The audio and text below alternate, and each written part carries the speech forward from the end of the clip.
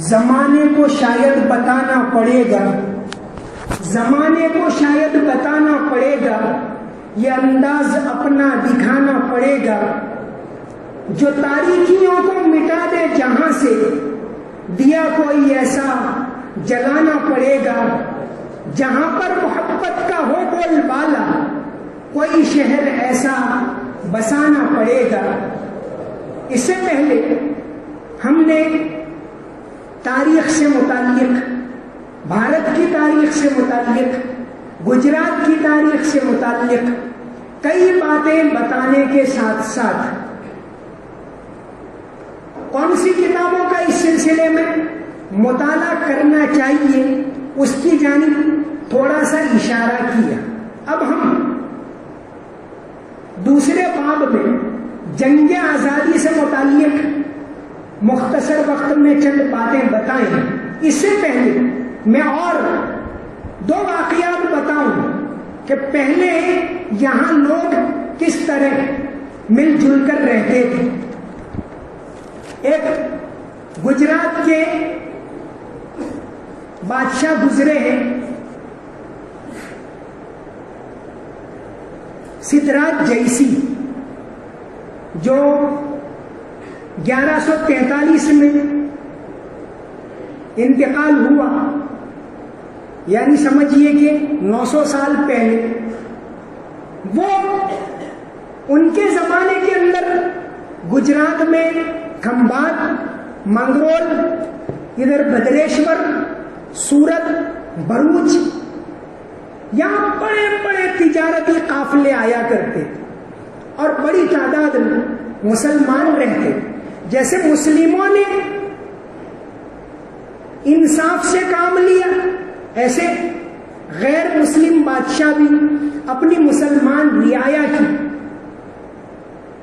بڑی دیکھ بھال کیا کرتے تھے۔ اس پر قاضی صاحب نے بھی بہت روشنی ڈالی ہے۔ اس سلسلے کا ایک واقعہ دور التمش کے مورخ ہیں سدید الدین اوفی، یعنی سمجھیے کہ سدھراج کے زمانے کے ہی ایک مورخ گزرے ہیں، ان کی کتاب جوامع الحکایات۔ اسی طرح یہ واقعہ رتن منی راؤ جوٹے نے گجراتی میں ایک کتاب لکھی ہے کھمبات و اتہاس، اس میں بھی لکھا ہے۔ گجرات میں پاٹنگر احمدآباد، اس کے اندر بھی یہ واقعہ موجود ہے۔ مولانا صباح الدین عبد الرحمان، ہندوستان کی بزم رفتہ کی سچی کہانیاں، 2 حصوں کے اندر ایک کتاب ان کی چھپی ہے اور بہت اچھی ہے، پڑھنے کے قابل ہے۔ اس میں انہوں نے اس کا تذکرہ کیا کہ سدھراج جیسی کے زمانے میں کھمبات کے اندر مسلمانوں اور غیر مسلموں کے اندر، مسلمانوں، پارسیوں اور ہندوؤں کے اندر 3 طرفہ ایک تناؤ پیدا ہو گئے اور جھگڑا ہوا۔ کھمبات کی ایک مسجد تھی، اس کو بھی نقصان پہنچا۔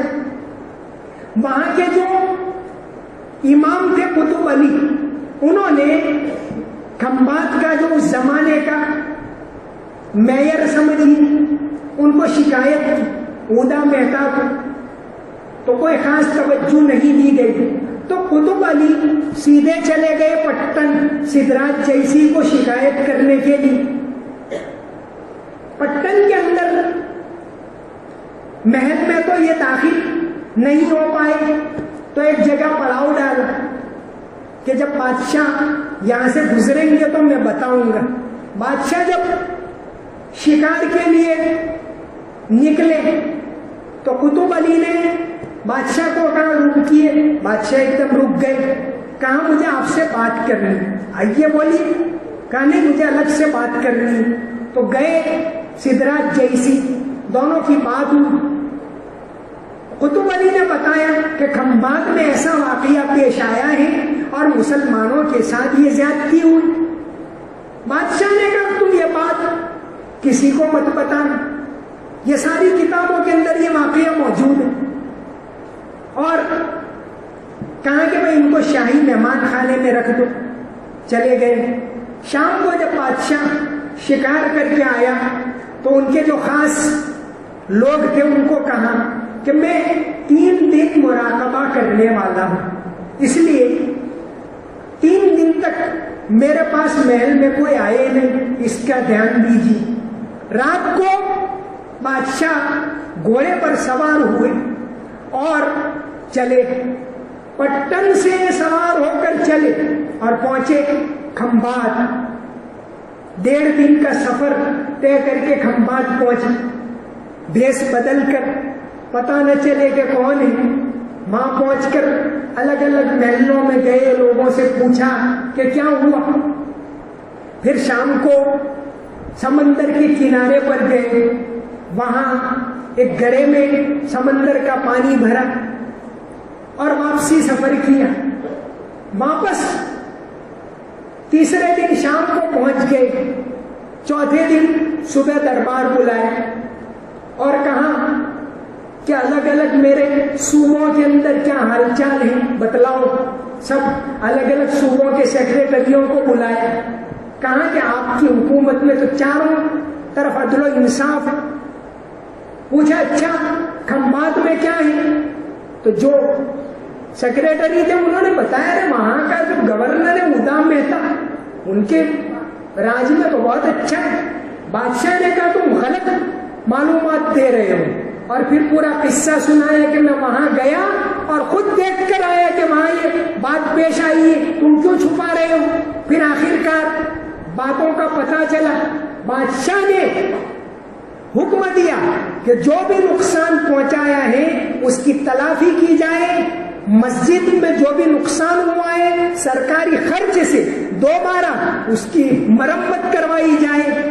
تو اس طرح مسلمان بادشاہ غیر مسلم بادشاہ بھی انصاف کیا کرتے تھے۔ شدراج جیسی کا جو واقعہ ہے سدید الدین اوفی نے جوامع الحکایات کے اندر لکھا ہے۔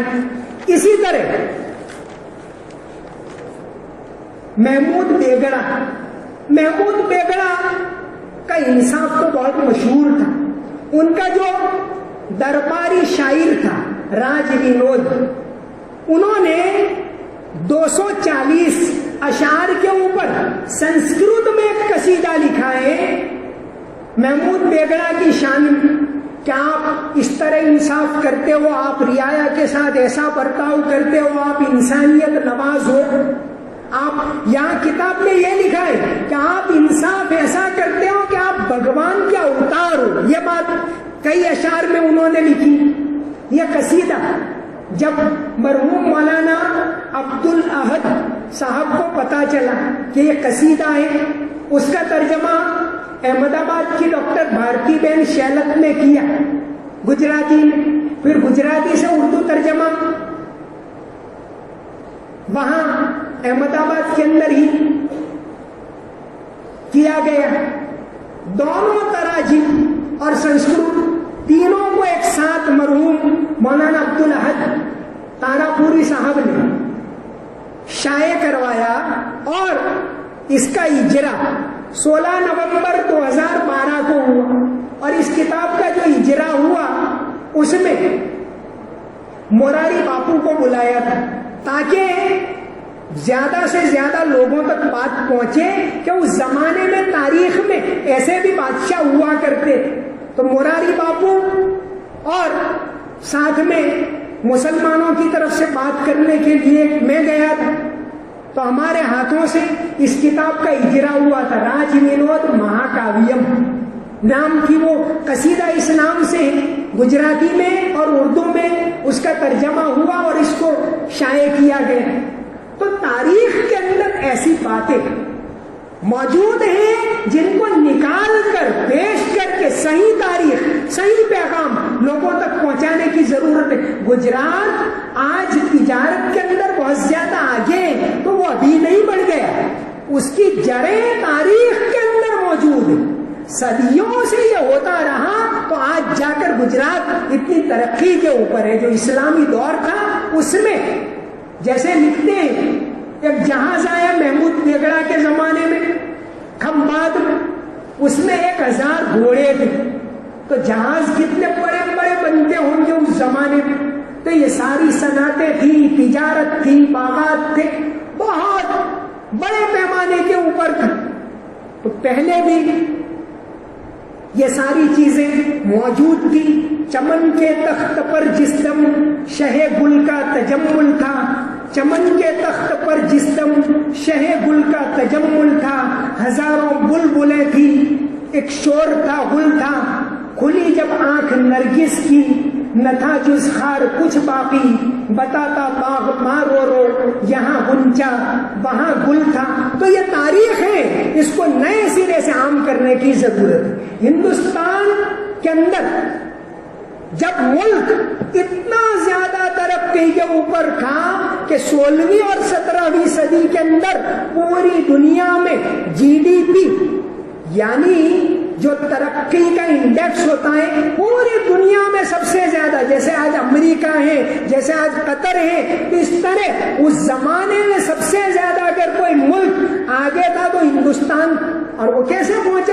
انہی بادشاہوں کے زمانے میں پہنچا. تو تجارت کے اندر، کھیتی باڑی کے اندر، انصاف کے اندر، لٹریچر کے اندر، ساری چیزوں کے اندر اس ملک کو ہم نے جو جو دیا، تعمیرات کے اندر، ان چیزوں کو اثر نو ملک کے سامنے لانے کی ضرورت. انگریز اس ملک کے اندر آئے اور انہوں نے چونکہ حکومت مسلمانوں کے ہاتھوں سے لی تھی، اس لیے وہ اپنے بڑے دشمن مسلمانوں کو ہی سمجھتے تھے. تو انہوں نے بہت شاطرانہ انداز میں، ایک چالاکی کے ساتھ اس ملک کے اندر ایسے غلط فہمی کے وائرس بغیر کسی حوالے کے چھوڑ دیے.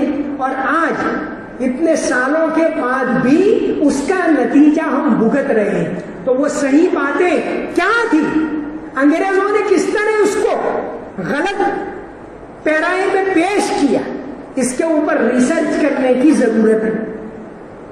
لوگ یہ کہتے ہیں، بلکہ سمجھتے ہیں، مانتے ہیں، ہم بھی پتہ نہیں، جانے انجانے ہم بھی یہ مانتے ہیں کہ ملک کی تقسیم کے ذمہ دار مسلمان. ایک بہت بڑے اسکالر گزرے ہیں جو پڑوس کے ملک کے اندر ہمارے ایمبیسڈر تھے.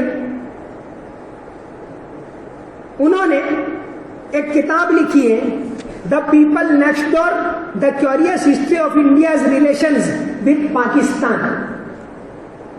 اس میں انہوں نے ایک پورا باب باندھا ہے کہ جب ملک تقسیم ہوا، چونکہ ظاہر ہے کہ وہاں مسلمانوں کی اکثریت تو بڑی تعداد میں رہے، یہاں سے کئی لوگ گئے تو مجبوری میں گئے، ضروری نہیں کہ جو لوگ گئے تو تقسیم کے حامی تھے اس لیے چلے گئے، یہ بھی ضروری نہیں. انہوں نے یہ لکھا ہے کہ بڑی تعداد میں، اس میں ایک باب ہے لائیوز اپارٹ، کہ بڑے پیمانے پر کئی مشہور شخصیات ایسی تھی کہ جب ملک تقسیم ہوا تو پاکستان چھوڑ کر یہاں چلے آئے. اس میں ایک جانے مانے وکیل تھے KL گابا، خالد لطیف گابا، جن کا تذکرہ محسن عثمانی صاحب نے، محسن عثمانی صاحب ہمارے یہاں آئے تھے کچھ سال پہلے، انہوں نے اپنی کتاب دعوت اسلام کے اندر بھی کیا ہے. خالد لطیف گابا، انہوں نے وہ تقسیم کے سخت مخالف، تو جب ملک تقسیم ہوا تو انہوں نے کہا ہم یہاں نہیں رہیں گے، لاہور رہتے تھے چھوڑ کر انڈیا میں آ گئے. انہوں نے کئی کتابیں لکھی ہیں. جب 1927 امریکہ سے ایک کتاب شائع ہوئی، مدر انڈیا، کتاب کا نام تھا مدر انڈیا. اس میں انڈیا کے لوگوں کی بڑے پیمانے پر توہین کی گئی، گاندھی جی کے خلاف بھی نازیبا الفاظ کہے گئے، کیونکہ انگریز تو اپنے آپ کو اونچے سمجھتے تھے. تو جب یہ کتاب شائع ہوئی 1927 میں تو KL گابا سب سے پہلے ایسے آدمی تھے جنہوں نے امریکہ کو للکارا اور اس کے خلاف ایک کتاب لکھی انکل شیم کہ تم لوگ کیسے ہو، تمہاری تاریخ کیا ہے، تمہارا ظلم و ستم کیا ہے. وہ انگریزوں کو ان کے ماتحت رہتے ہوئے کیل گاپا نے ایک کتاب لکھی تھی. انہوں نے پاکستان کی تقسیم کے خلاف ایک کتاب لکھی تھی، دا کنسیکوینسز آف پاکستان. تو وہ یہاں چلے آئے، آپ صلی اللہ علیہ وسلم سے بہت زیادہ محبت کرتے تھے. خالد لطیف صاحب آپ کی شان میں ایک کتاب انہوں نے لکھی ہے، دا پروفٹ آف ڈیزرٹ. یہاں آنے کے بعد بھی وہ ملت کی خدمت کرتے رہے. ان کی ایک کتاب پیسو وائسز، جس کا اردو میں ترجمہ ہوا ہے مجبور آوازیں، ہندوستان کے مسلمانوں کے بارے میں یہ اتنی اہم کتاب کہی جاتی ہے خالد لطیف صاحب کی کہ جب سچر کمیٹی نے 2006 میں مسلمانوں کے حالات کا جائزہ لینے کے لیے جن کتابوں کا سہارا لیا، اس میں اس کتاب کا بھی حوالہ موجود ہے، مجموع دا پیسو وائسز. ایسے ہی مولانا محمد عثمان فارقلی جب ملک تقسیم ہوا تو پاکستان چھوڑ کر یہاں چلے آئے کہ ہم اس ملک کے اندر نہیں رہیں گے، اور یہاں چلے آئے. اس کے بعد جمعیت علماء کا ایک اخبار نکلتا تھا، الجمعیت، اس زمانے میں روزنامہ ہوا کرتا تھا. 25 سال تک اس کے ایڈیٹر رہے مولانا عثمان فارقلی صاحب. تو وہ بھی پاکستان کو چھوڑ کر یہاں چلے آئے تھے. ایسی بہت ساری مثالیں انہوں نے اس کتاب کے اندر لکھی ہے. تو تقسیم ہند، اس کے ذمہ دار کون؟ ایک کتاب منصور احمد IFS افسر تھے، ریٹائر ہوئے، انہوں نے ایک کتاب لکھی ہے تقسیم ہند 1947، کیا اصلاً مسلمان ہی اس کے ذمہ دار ہیں؟ یہ اردو میں ایک کتاب لکھی. یہ ساری کتابیں پڑھنے کے قابل ہیں. HM سروائی کی کتاب partition of India, legend and reality, یہ کتاب بھی کہ بھائی تقسیم کے اصل ذمہ دار کون. آج ہم یہی سمجھتے ہیں کہ مسلمان ذمہ دار ہے. مسلمان تو اگر ذمہ دار ہوتے تو ملک کو چھوڑ کر وہاں چلے جاتے، وہ یہاں کیوں رہتے؟ بلکہ اس کے برعکس ایسی مثالیں ملتی ہیں کہ بہت سارے بڑے لوگ پاکستان کو چھوڑ کر یہاں چلے آئے. خان عبد الغفار خان، اگرچہ گاندھی جی نے بہت زیادہ ان کو روکا کہ آپ وہیں رہیے، تو پھر آخر کار مجبوراً ان کو رہنا پڑا، اور وہاں کی حکومت نے ان کو گرفتار کر لیا کہ آپ تو ہندوستان کے حامی ہو. خان عبد الغفار خان، جن کو کہا جاتا ہے سرحد کے گاندھی، یہ بھی یہاں آنا چاہتے تھے. تاریخ کے اندر، بلکہ کہیے دنیا کی تاریخ کے اندر، اگر آزادی کے لیے سب سے زیادہ سال کوئی آدمی جیل میں رہا ہو تو خان عبد الغفار خان. ہندوستان کا جو سب سے بڑا ایوارڈ بھارت رتن ہندوستانیوں کو ہی ملا ہے اب تک. اگر ایک غیر ہندوستانی کو ملا ہو تو خان عبد الغفار خان کو ملا تھا. 1969 کے اندر وہ یہاں آئے تھے، اس وقت ان کو یہ ایوارڈ دیا گیا تھا. جب وہ یہاں آئے تو اندرا گاندھی خود ایئرپورٹ پر ان کو لینے گئی تھی، اور ان کی جو تھیلی تھی وہ اندرا گاندھی نے اٹھا لی کہ چلو، وزیر اعظم تھی اس وقت، کہ چلو میں آپ کو لینے آئی. تو اتنا بڑا مقام ان کا تھا. تو آزادی کی لڑائی میں انہوں نے بڑی قربانی دی. آزادی کی لڑائی کا باب ایسا ہے، اب تو یہ تو چونکہ قریب کا زمانہ ہے، بے شمار کتابوں کے اندر اس کا ذخیرہ چھپا ہوا ہے. اس کو باہر لانے کی ضرورت ہے، ان کتابوں کو پڑھنے کی ضرورت ہے. جیسے آزادی کی لڑائی کے اندر بہت سے لوگوں نے رقم دی. گاندھی جی ممبئی کے اندر گئے اور ممبئی کے اندر اپیل کی چندے کے لیے کہ بھئی آزادی کی لڑائی ہمیں چلانی ہے، تو آپ چندہ دیجیے. تو اس میں سب سے زیادہ رقم مسلمانوں نے ہی دی تھی. تو اسی طرح سبھاش چندر بوس 1943 میں رنگون چلے گئے. سب سے پہلے وہ گئے بہادر شاہ ظفر کے مزار پر. جب یہاں سے رنگون گئے کہ اب ہمیں انگریز اس طرح آزادی نہیں دیں گے بلکہ ہمیں باقاعدہ فوج بنا کر لڑ کر آزادی لینی پڑے گی، تو رنگون کے اندر گئے تو بہادر شاہ ظفر کے مزار کے اوپر گئے اور پھر وہاں کے لوگوں کو جمع کیا، بڑی تعداد کے اندر وہاں یہاں کے لوگ بسے ہوئے، اور انہوں نے اپیل کی کہ ہمیں لڑائی کرنی ہے ہندوستان کی انگریز حکومت کے سامنے، اب ہمیں لڑ کر آزادی لینی ہے، اور انہوں نے ایک فوج بنائی۔ اس فوج کا جو مین کمانڈر تھا میجر جنرل شاہ نواز خان، جو آزادی کے بعد بھی 15 سال میرٹھ سے چناؤ جیتے مسلسل 3 مرتبہ، اور سبھاش چندر بوس نے اعلان کیا کہ آزادی کی لڑائی کے لیے ہمیں رقم کی ضرورت پڑے گی، آپ چندہ دے دیجئے۔ تو وہاں دورا جی کے ایک تاجر تھے رنگون، وہ کھڑے ہوئے اور انہوں نے 1 کروڑ روپے دی۔ اس زمانے میں 1943 کے اندر 1 کروڑ روپے دیے آزادی کی لڑائی کا، یہ ایک بہت بڑا مالی عطیہ کہا جا سکتا ہے۔ تو اس طرح آزادی کی لڑائی کے اندر ہم نے جو قربانیاں دی وہ کئی کتابوں کے اندر چھپی ہوئی ہیں، ان کو باہر لانے کی ضرورت ہے۔ اس سلسلے میں جیسے بھگت سنگھ کے بارے میں بار بار آتا ہے کہ بھگت سنگھ نے، اور واقعی انہوں نے ملک کے لیے بڑی قربانی دی، لیکن بھگت سنگھ کو جب پہلی مرتبہ 1928 میں انگریز سرکار نے گرفتار کر لی، ان کی حالت بہت خراب تھی، چونکہ اس زمانے میں جیسے آج کل ہم لوگ سمجھ سکتے کہ کوئی آدمی گرفتار ہو تو اس کے گھر والوں کے پاس جانے سے بھی لوگ ڈرتے، اس کی ملاقات سے بھی لوگ ڈرتے۔ تو یہ تو انگریز اس زمانے کی ایسی حکومت جس کے تحت سورج غروب نہیں ہوتا تھا، اس کے سامنے تو بھگت سنگھ کے گھر والوں کو انگریز نے چیلنج کیا کہ کوئی ان کے گھر والوں کی مدد نہیں کرے گا۔ مولانا حبیب الرحمان لدھیانوی آئے اور گھر والوں کو پناہ دی، وہیں رہتے تھے، 1 ماہ تک انہوں نے پناہ دی مولانا حبیب الرحمان لدھیانوی۔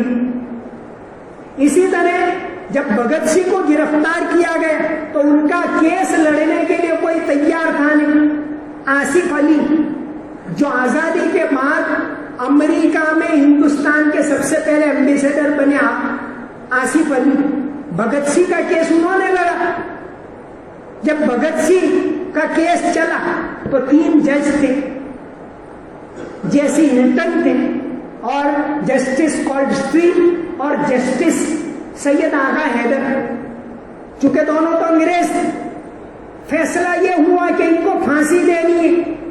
جسٹس آغا حیدر نے کہا میں کسی بھی طرح پھانسی کے فیصلے کے اوپر دستخط نہیں کر سکتا، وہی مجلس کے اندر استعفیٰ دے دیا کہ میں اپنی نوکری سے استعفیٰ دیتا ہوں۔ جسٹس آغا حیدر جو سہارنپور کے تھے، آج بھی سہارنپور کے اندر ان کا مزار ہے۔ رانی لکشمی بائی، ان کے بارے میں لوگ بہت زیادہ کہتے ہیں۔ رانی لکشمی بائی ان کے جو توپچی تھے، دونوں جو مین توپچی تھے، دونوں مسلمان تھے۔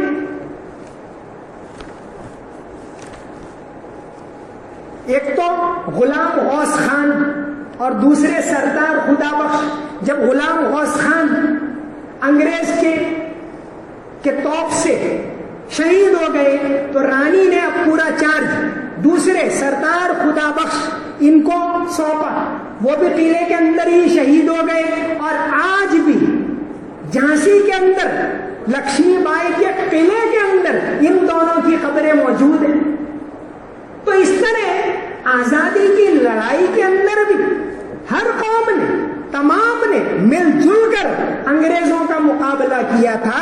اس تاریخ کو آج سامنے لانے کی ضرورت۔ رانی لکشمی بائی کو جب برطانوی حکومت سے بات چیت کرنے کی ضرورت پیش آئی کہ بھئی یہاں یہ حالات چل رہے ہیں اور آپ کیا کر رہے ہیں، تو انہوں نے مولانا عظیم اللہ خان کو یہاں سے اپنا نمائندہ بنا کر بھیجا تھا، مولانا عظیم اللہ خان۔ تو رانی لکشمی بائی کے ساتھ بھی بڑی تعداد کے اندر مسلمان موجود۔ اس طرح اس ملک کی جو آزادی کی لڑائی وہ بھی تمام لوگوں نے مل جل کر لڑی تھی۔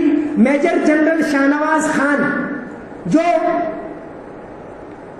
سبھاش چندر بوس کے سب سے قریبی تھے، اور جب سبھاش چندر بوس 1945 میں پلین میں گئے اس کے بعد پتہ ہی نہیں چلا کہ کیا ہوا 1945 میں۔ جب 1943 میں انہوں نے رنگون سے لڑائی شروع کی تو ان کے جو خاص کمانڈر تھے جنرل شاہنواز خان سبھاش چندر بوس کو ایئرپورٹ تک چھوڑنے بھی گئے جاپان جانے کے لیے، پھر اس کے بعد آخری ملے یہی شاہنواز خان، پھر پتہ ہی نہیں چلا کہ سبھاش چندر بوس کہاں گئے۔ باقی لوگوں کو گرفتار کر لیا، شاہنواز خان کو بھی گرفتار کر کے دہلی لایا گیا۔ جب ملک آزاد ہوا تو یہی میجر جنرل شاہنواز خان نے سب سے پہلے دہلی کے لال قلعے پر سے انگریز کا جھنڈا اتارا 14 اگست 1947 کی رات کو، اور 15 اگست کی صبح کو سب سے پہلے جھنڈا چڑھایا۔ پھہرایا تو جواہر لال نہرو نے، لیکن لال قلعے پر سب سے پہلے جھنڈا اگر کسی نے چڑھایا تو میجر جنرل شاہنواز خان نے چڑھایا تھا۔ تو اس ملک کی آزادی کی لڑائی کے اندر تمام لوگ مل جل کر رہے، تمام لوگوں نے قربانیاں دی۔ ہمارے علماء نے جو قربانیاں دی اس کے بارے میں بہت ساری کتابیں، جیسے علماء ہند کا شاندار ماضی، یہ کتاب پڑھنی چاہیے۔ اردو کے اندر ہی ایک کتاب ہے ڈاکٹر مختار احمد مکی کی۔ ڈاکٹر مختار احمد مکی نے تحریک آزادی اور ہندوستانی مسلمان، اور ایک اور کتاب ہے ان کی تحریک آزادی کے نمائندہ مسلم مجاہدین، یہ دونوں کتابیں انہوں نے حوالے کے ساتھ اچھی تحقیق کی ہے، یہ کتابیں پڑھنی چاہیے۔ اگر آزادی کی لڑائی، جیسے ایک ہے اشوک کمار پانڈے، ان کی کتابیں اس نے گاندھی کو کیوں مارا، ہندی کے اندر کتاب ہے، کتاب کا نام اس نے گاندھی کو کیوں مارا، لیکن اس میں بھی پورے آخری دور کی تاریخ ہے کہ اس زمانے میں کیا کیا واقعات پیش آئے اور مسلمانوں نے کس طرح گاندھی جی کا ساتھ دیا، اس طرف سبھاش چندر بوس کا ساتھ دیا، اور کس طرح مل جل کر سارے لوگوں نے ایک ہو کر آزادی کی لڑائی میں ساتھ دیا۔ مسلمز اگینسٹ مسلم لیگ، اور ایک کتاب ہے India divided, doctor Rajendra Prasad کی۔ ڈاکٹر راجندر پرساد جو ملک کے پہلے راشٹرپتی، انہوں نے ایک کتاب لکھی ہے انڈیا ڈیوائیڈڈ، اس میں مغلیہ دور سے لے کر آزادی کی لڑائی تک کی پوری تاریخ ہے۔ انہوں نے پہلے ابواب میں تو یہ لکھا ہے کہ تاریخ میں یہ ساری قومیں مل جل کر رہتی تھی، اور پھر آخری ابواب میں کہ آزادی کی لڑائی کے دوران بھی کس طرح تمام قوموں نے قربانیاں دی، اس کو ڈاکٹر راجندر پرساد نے لکھا ہے۔ تو یہ ساری جو کتابیں ہیں، ان کتابوں کا مطالعہ کر کے ان کے اندر سے جو باتیں ہیں، جو قربانیاں ہیں، ان کو باہر لانے کی ضرورت ہے، اور اس کے لیے ہماری اس تاریخ کا ہمیں مطالعہ کرنا پڑے گا، اس کو پڑھنا پڑے گا۔ اگر اس ذخیرے کو ہم نہیں پڑھیں گے، اگر اس ذخیرے کے اندر ہم ریسرچ نہیں کریں گے تو کوئی اور کرنے والا نہیں ہے، یہ تاریخ کے اوراق میں دب کر رہ جائے گا۔ تو آج کے زمانے میں جب ہماری تاریخ سے متعلق بہت ساری غلط فہمیاں بہت بڑے پیمانے پر پھیلائی جا رہی ہیں، اور وہ الگ الگ ویڈیو بنا کر اور واٹس ایپ کے ذریعے بے بنیاد باتیں ہوتی، تو اگر ان باتوں کے سامنے سچی باتیں اگر ہمیں پیش کرنی ہے تو ہمارے اندر ایسے نوجوان پیدا ہونے چاہیے جو تاریخ کے اس ذخیرے کو کھنگالے، تاریخ کے اس ذخیرے کے اندر سے باتیں نکالے اور اس کو پیش کرے کہ کس طرح اس ملک کی آزادی کے لیے مسلمانوں نے قربانیاں دی. کس طرح ملک کی آزادی کے لیے مسلمان پیش رہے. سبھاش چندر بوس کے ساتھیوں میں ایک تو میجر جنرل شاہنواز خان تھے, دوسرے ان کے سب سے اہم ساتھی عابد حسن صفرانی. عابد حسن صفرانی جب سبھاش چندر بوس, جن کو انگریز نے گرفتار کر لیا اور کلکتہ میں قید کر لیا, اب یہ بھاگنا چاہتے تھے تو کسی کی طرح نکلے اور ایک پٹھان کے بھیس میں نکل کر افغانستان گئے اور وہاں سے پہنچ گئے جرمن, کہ ہم جرمن حکومت چونکہ انگریز کے مخالف ہیں, ہم ان سے کہیں تو وہاں پہنچے. وہاں ایک مسلمان اسٹوڈنٹ پڑھتا تھا عابد حسن صفرانی, جو اصل تو ان کے والد نے یہاں سے ان کو پڑھنے کے لیے بھیجا برطانیہ, لیکن جب بمبئی پہنچے تو انہوں نے طے کیا کہ جس ملک نے ہم کو غلام بنائے رکھا ہے اس ملک میں میں نہیں جاؤں گا. تو یہاں سے گئے, وہ چلے گئے جرمنی. سبھاش چندر بوس جب پہنچے جرمنی تو عابد حسن صفرانی نے ان کو ساتھ دیا, دونوں مل کر وہاں سے آئے رنگون. جرمنی سے رنگون تک کے سفر میں اگر سبھاش چندر بوس کا کوئی ساتھی تھا تو وہ عابد حسن صفرانی تھے. اور سبھاش چندر بوس نے کہا کہ ہم نے یہ فوج بنائی انگریزوں کے سامنے لڑنے کے لیے, اس کا کوئی نعرہ ہونا چاہیے. تو الگ الگ باتیں ہو رہی تھی. اور جے ہند جو بولتے ہیں, جے ہند کا نعرہ عابد حسن صفرانی نے دیا. اسی طرح سبھاش چندر بوس نے ایک ملک کے لیے ترانہ بنانے کو کہا, تو ترانہ جو بنایا تھا سبھاش چندر بوس کی آزادی فوج کے لیے, شبھ سکھ چین کی برکھا برسے بھارت بھاگ ہے جاگا, یہ ترانہ عابد حسن صفرانی نے بنایا. گاندھی جی یہاں سے افریقہ گئے. گاندھی جی نے آزادی کی لڑائی افریقہ میں سیکھی. پہلے یہاں سے ہندوستان وہ وکیل بن کر آئے, یہاں وکیل بن کر آئے, اس کے بعد کیس لڑنے کے لیے وہ افریقہ چلے گئے. 1893 میں افریقہ میں ایک بہت بڑی پیڑھی تھی, دادا عبداللہ کی پیڑھی. گاندھی جی نے وہ 1893 سے 1915 تک یعنی 23 سال تک دادا عبداللہ کے یہاں رہے, بلکہ ان کے گھر کے فرد کی طرح رہتے تھے. اور وہاں رہ کر انہوں نے, وہاں بھی افریقہ کے اندر بھی انگریزوں کی حکومت تھی, تو وہاں لوگ آزادی کی لڑائی چلا رہے تھے, اس کے اندر وہ شریک ہوئے. وہاں کیسے ستیاگرہ جو انہوں نے سیکھا وہ افریقہ سے سیکھا, اور پھر 1915 میں وہ یہاں آئے. 15 میں آئے, اس سے پہلے یہاں جو لڑائی چل رہی تھی جس میں مولانا شوکت علی, مولانا محمد علی جوہر, مولانا ابوالکلام آزاد, ان لوگوں کی قربانیاں ہیں اس ملک کی آزادی کے لیے. اگر اس کا چرچا ہم نہیں کریں گے تو کون کرے گا؟ مولانا محمد علی جوہر یہاں رامپور کے رہنے والے تھے. ابھی جو اعظم خان نے ایک یونیورسٹی رامپور میں بنائی, تو مولانا محمد علی جوہر کو یاد کرتے ہوئے یونیورسٹی کا نام رکھا محمد علی جوہر یونیورسٹی. محمد علی جینا وہ ایک الگ شخصیت, محمد علی جوہر وہ تو پکے ہندوستانی, پکے کانگریسی. 1931 میں مولانا محمد علی جوہر یہاں سے پورا وفد گیا برطانیہ. کہ برطانیہ میں جا کر ہمیں ایک چیز کا مطالبہ کرنا ہے, آزادی کا, کہ ملک کو آزاد کرو. گاندھی جی بھی اس میں موجود, لیکن اس گروپ کے قائد جو تھے وہ مولانا محمد علی جوہر تھے. مولانا محمد علی جوہر انگریزی کے ایسے جانکار تھے کہ وہ ایک اخبار نکالتے تھے کامریڈ, زبان کے لحاظ سے انگریز لوگ اس کو پڑھتے تھے, برطانیہ تک ان کا اخبار جاتا تھا. تو مولانا محمد علی جوہر 1931 کے اندر گولمیز کانفرنس کے اندر یہاں سے برطانیہ گئے. اس وقت انہوں نے ملک کے لوگوں کو جمع کیا اور کہا کہ میں آزادی حاصل کرنے کے لیے برطانیہ جا رہا ہوں, اور جب تک اس ملک کو آزادی نہیں ملے گی تب تک میں نہیں لوٹوں گا, وہاں رہ کر مطالبہ کرتا رہوں گا.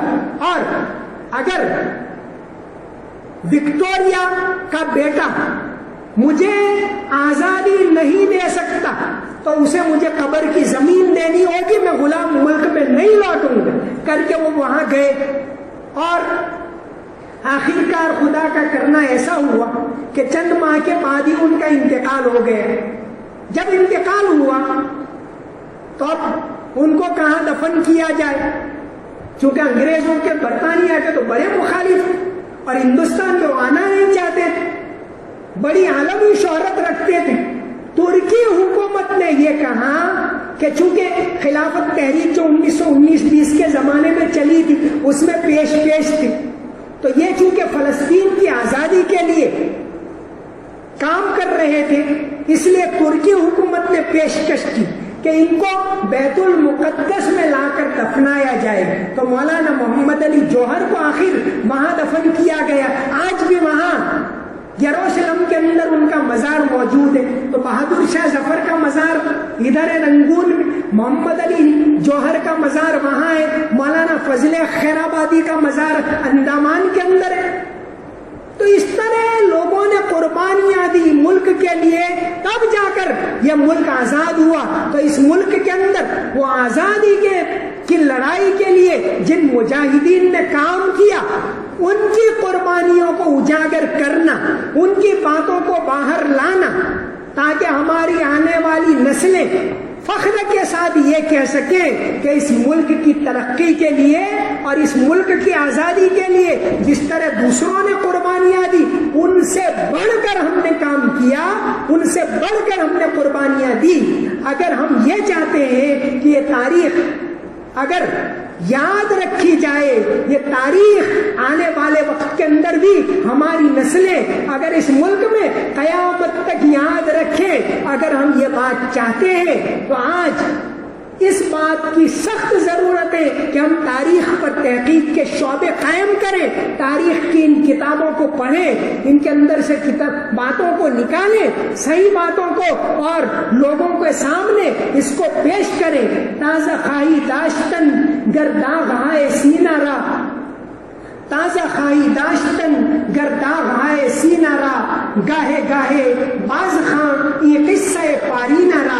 ان قصوں کو، ان باتوں کو نئے سرے سے اجاگر کرنے کی ضرورت ہے، اور گجرات کی اس نئی نسل کی یہ ذمہ داری بنتی ہے کہ وہ، ہمارے بڑے موجود ہیں، ہمارے رہنما موجود ہیں، بتانے والے موجود ہیں، ان کی رہنمائی میں یہ کام کریں تاکہ ہماری تاریخ، ہمارے تابندہ نقوش اس ملک کے اندر زندہ رہے، ہماری باتیں، ہمارے چرچے قیامت تک اس ملک کے اندر زندہ رہے، تابندہ رہے، آباد رہے۔ اس کے لیے اس بات کی بہت زیادہ ضرورت ہے۔ اللہ تبارک و تعالیٰ ملک کے اندر امن و امان، عافیت، محبت، بھائی چارہ قائم فرمائے۔ اللہ تبارک و تعالیٰ اس ملک کے اندر چاروں طرف امن و سلامتی کی ہواؤں کو چلائے۔ اللہ تبارک و تعالیٰ ملک کے اندر محبت اور بھائی چارے کا ماحول عام فرمائے، اور قیامت تک اس ملک کے اندر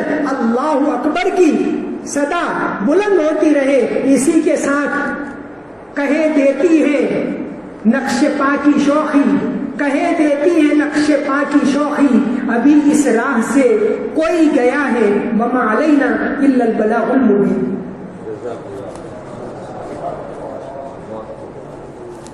دعا آپ کی منگوا لیجیے، مفتی صاحب ہیں، مفتی صاحب آپ منگوا دعا منگوا لیجیے مفتی صاحب۔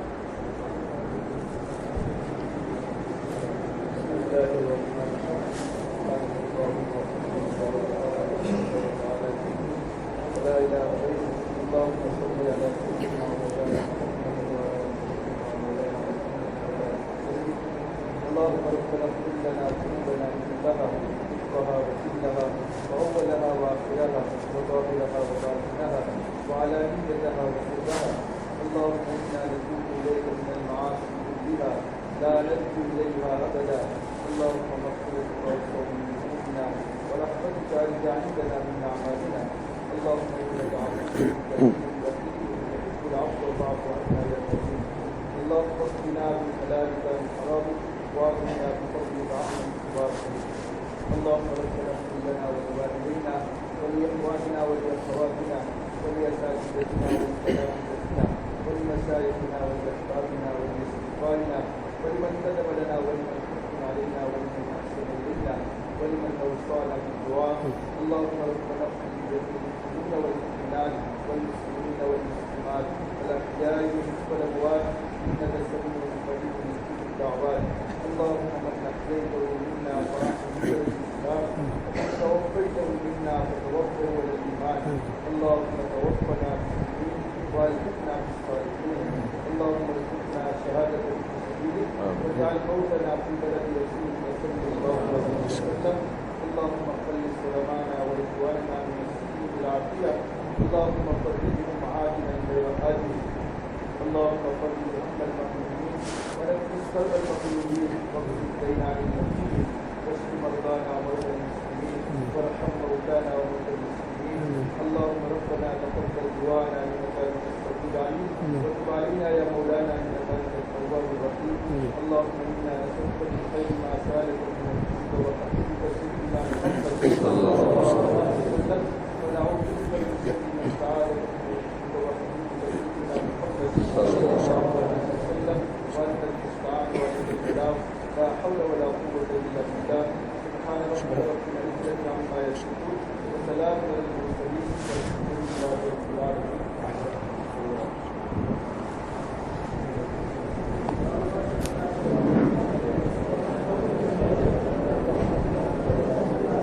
جزاک اللہ.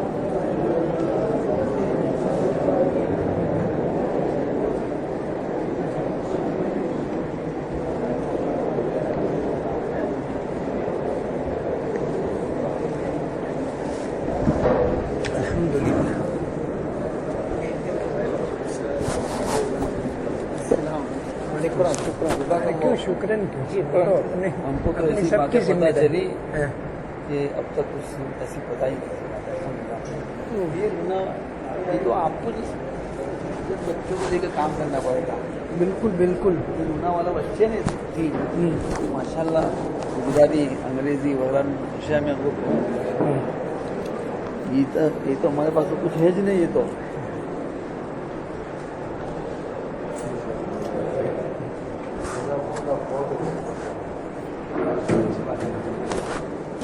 پہلے وہ سیرت بھائی آئی تھی تو ہم بیٹھے رہے.